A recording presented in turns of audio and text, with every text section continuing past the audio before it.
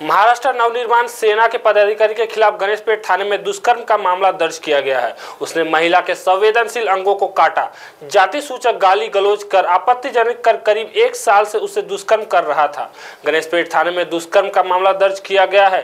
पीड़ित 39 वर्षीय महिला बताई जा रही है। गणेशपेट पोलीस स्टेशनला एका महिलेच्या तक्रारीवरून गुन्हा रजिस्टर नंबर 349/24 भारतीय न्याय संहिता 64(2) 118(2) आणि 351(2) अन्वये गुन्हा दाखल करण्यात आलेला आहे।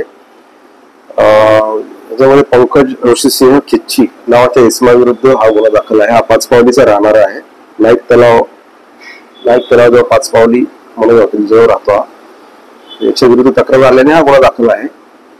आरोपीला आम्ही शोधत आहोत।